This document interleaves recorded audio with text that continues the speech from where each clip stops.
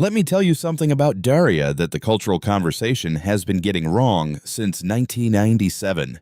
It treats her as aspirational, the deadpan wit, the refusal to perform, the specific quality of someone who sees through every social pretense, every hollow norm, every performance of belonging that the high school environment requires, and simply declines to participate. Daria Morgendorffer gets held up as a role model, as the girl who had it figured out, as the one who was too smart and too honest for the world she was born into and who was better for it. The psychology research looks at Daria and sees something more complicated and more important than a role model. It sees a person in genuine psychological pain. Pain that her extraordinary perceptual clarity is both the cause of and the primary defense against. Pain that the irony and the deadpan and the specific armor of intellectual superiority were built to manage. Pain that the show, which is considerably more honest about Daria's inner life than most of its fans remember, never pretends is not there.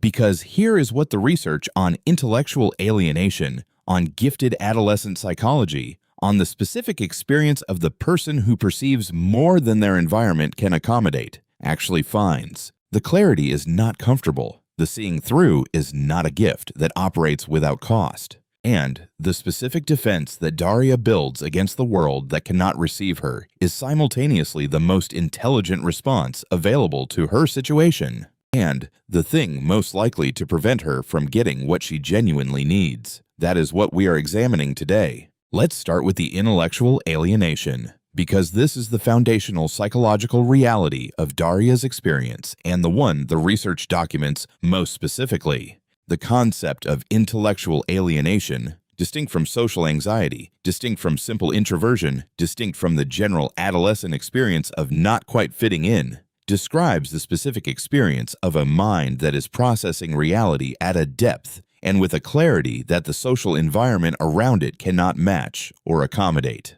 The research on highly gifted adolescents, Maraka Gross's longitudinal work, Lita Hollingworth's foundational earlier research on exceptionally gifted girls specifically, and the subsequent developmental literature identifies a consistent and specific social challenge for this population. The gifted adolescent does not simply know more than their peers. They process social reality differently. They see the mechanisms behind social performance. They recognize the construction behind the apparent naturalness of social hierarchies. They identify the specific gap between what people say and what is actually happening with an accuracy that the people around them are not doing and frequently find threatening. This is Daria's experience rendered in cartoon form. She does not simply disagree with the social norms of Lawndale High. She sees through them. She sees the specific performance of popularity, of conformity, of the social contracts that hold the adolescent community together for what it is. A system of appearances maintained through the specific social cost of deviation. And the research on what this kind of social perception costs is important and rarely discussed. The adolescent who sees through the social system cannot unsee it, cannot choose to experience the social environment as straightforwardly as the peers who do not perceive its constructed nature. And the inability to inhabit the social world naively, to participate in the performances without awareness of them as performances, is a specific form of alienation that the research identifies as one of the most isolating experiences in gifted adolescent development. Daria is not separate from the social world of Lawndale High because she chooses to be. She is separate because the perceptual clarity she cannot turn off makes the kind of participation that belonging requires structurally difficult. Here is the piece about the armor. Because the deadpan, the irony, the specific defensive posture that Daria presents to the world is the piece that the research on gifted adolescent coping most precisely illuminates. The research on defensive pessimism, Julie Norham's foundational work on the specific cognitive strategy of expecting the worst as a way of managing anxiety about performance and social outcomes, is relevant here. But Daria's defense is something more specific and more deeply embedded than strategic pessimism. The research on intellectualization as a defense mechanism drawing on the psychoanalytic literature that Anna Freud systematized and the subsequent cognitive developmental research on defensive styles, identifies the specific mechanism of converting threatening emotional material into intellectual content as a primary defense in gifted individuals. The threat of genuine social rejection, the specific pain of wanting connection and being unable to access it in the form the environment provides, is genuinely threatening to any adolescent. The gifted adolescent who cannot resolve it through the normal channels of social conformity has a specific alternative available that most adolescents do not. They can reframe the rejection as evidence of the superiority that makes them incompatible with the people who are rejecting them. They can convert the pain of not belonging into proof of the perceptual gifts that make belonging with the wrong people undesirable. They can build a framework in which the social isolation is not a wound, but a distinction. This is what Daria's armor does. The wit, the irony, the specific pleasure she takes in intellectual demolition of the social performances around her. These are not simply expressions of her genuine perception. They are defenses against the genuine pain of perceiving clearly a world that does not have a place for the person who perceives it. The research on what this defense costs is the most important and least discussed aspect of Daria's psychology. Because the armor works, it protects. It maintains the self-concept in conditions that would otherwise be genuinely destabilizing. But it also prevents. It prevents the vulnerability that genuine connection requires. It prevents the genuine expression of the need that the armor was built to conceal. And it prevents the specific risk of trying for connection in a world that has already provided significant evidence that the attempt will fail. Now, let me talk about the social rejection research, because the show is not just about intellectual alienation in the abstract. It is about the specific experience of growing up in an environment that cannot receive you. And the research on social rejection and its developmental consequences is directly relevant. Kipling Williams's research on ostracism, one of the most extensive bodies of work on the psychological effects of social exclusion, finds that the experience of being excluded from social groups activates the same neural circuitry as physical pain.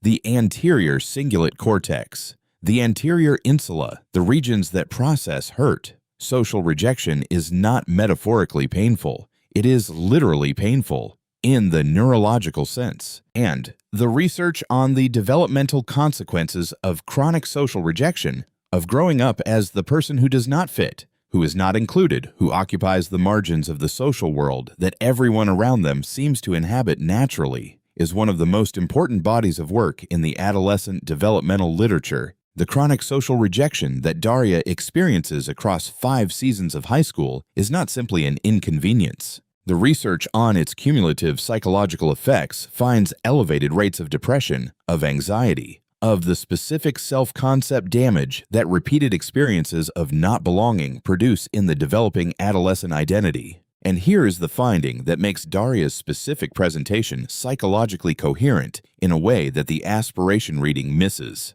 The research on the relationship between giftedness, social rejection, and the development of the defensive intellectual posture finds a specific and consistent pattern. The gifted adolescent who experiences chronic social rejection does not always become more confident in their own exceptional perception. They become more defended. The intellectual superiority that was initially a genuine expression of exceptional perception becomes increasingly a defense against the pain of the rejection. The two are increasingly difficult to separate, and the person inside the defense increasingly cannot access which is which. Daria's armor is so effective that even she cannot always distinguish between what she genuinely perceives and what she is constructing to protect herself from feeling. Here is the piece about Jane Lane. Because Jane is the most important character in the show for understanding Daria's genuine psychology, and the research on friendship and adolescent development makes the specific quality of their relationship forensically significant. Harry Stack Sullivan's foundational research on the chumship, the close exclusive friendship that is the primary vehicle for learning intimacy and genuine mutuality in adolescence, is directly relevant to Daria and Jane's relationship. The chumship is the developmental structure through which the adolescent first learns that another person's perspective, well-being, and genuine inner life matters. That genuine mutuality, as distinct from the instrumental social relationships of earlier childhood, is possible and rewarding. Daria and Jane's friendship is the one context in which Daria's armor partially drops, in which the genuine emotional life underneath the intellectual defense becomes occasionally visible, in which the need for connection that the rest of the social world is told Daria does not have asserts itself with enough force to reach expression. The research on the protective function of the close friendship in adolescence, and the finding that a single genuine friendship can provide sufficient belonging to buffer the psychological consequences of broader social rejection, is the research framework that explains why Daria functions as well as she does. Jane is Daria's developmental anchor, the one relationship that provides the experience of being genuinely known, of having the actual self rather than the defensive presentation received and valued, that the research identifies as the foundational need that social rejection leaves unmet. And the show is psychologically honest about the fragility of this, the episodes where the friendship is threatened, where the specific dynamics of two people who both have significant defenses around genuine vulnerability navigate the threat of losing the one relationship that makes the defenses unnecessary. Here is the piece about the Morgendorffer family that the developmental research makes most significant. Daria's family, the specifically ambitious, specifically anxious, specifically appearance-oriented family unit of Jake and Helen Morgendorffer, is the developmental context in which Daria's particular psychological configuration became necessary. The research on the development of authentic self-expression in the context of families that prioritize performance is directly relevant. The family where success is valued more than genuine expression, where appearance, social, professional, personal, is a primary currency, where the child learns early that certain versions of themselves are more welcome than others. Daria's intellectual armor did not develop in a vacuum. It developed in a family environment that modeled the specific performance of self that her school environment subsequently required, and in which her specific form of genuine expression, the directness, the refusal of pretense, the specific honesty that the family system found inconvenient, was not consistently met with the unconditional regard that genuine development requires. The research on the development of conditional self-worth and the specific ways that environments that attach approval to performance shape the child's relationship with their own genuine self is relevant here.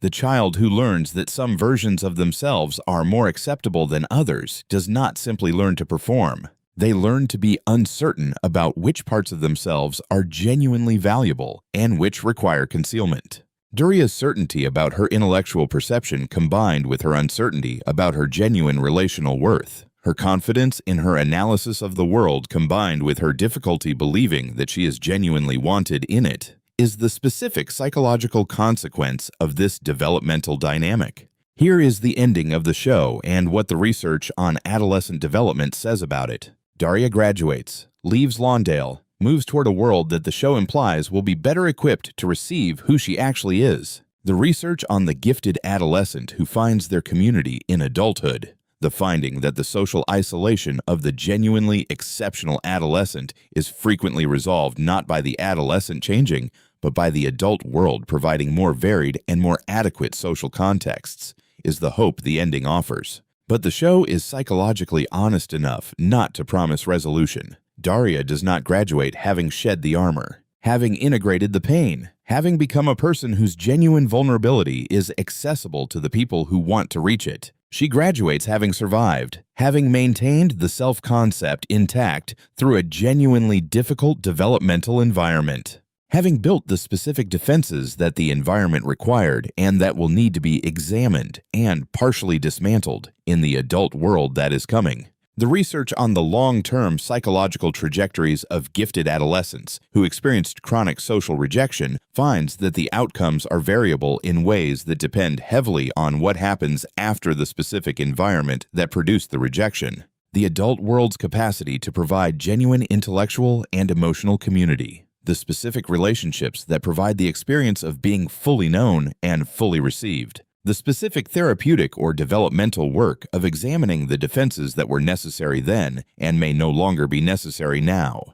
Daria's story does not end with the show. The research tells us that the specific psychology the show depicts is not resolved at graduation. It is just beginning to have the conditions it needs to be genuinely examined. Here is where I want to land. Daria Morgendorffer is not a role model in the way the cultural narrative treats her. She is not someone who had it figured out. She is not the proof that intellectual clarity is sufficient for a life well lived. She is a portrait of a specific kind of adolescent pain. The pain of perceiving with unusual clarity a world that cannot accommodate the perception, of needing connection with an intensity that the armor built to survive the absence of it consistently prevents, of being the person who sees through everything and discovering that seeing through everything does not tell you how to get what you actually need. The research on gifted adolescent development, on intellectual alienation, on the specific coping strategies of the person whose perception exceeds their environment's capacity to receive it, on the armor that protects and prevents simultaneously, describes Daria's psychology with a precision that makes the show something more than satire. It makes it a document of what it actually costs to be the person who sees too clearly in a world that rewards not seeing, of what the armor protects, and of what in the end the armor costs. If this video gave you language for something you experienced that you could never quite name, please like it and subscribe to the channel. These psychological deep dives are what this channel is built for, and every like and every subscription helps this research reach the people who need it most.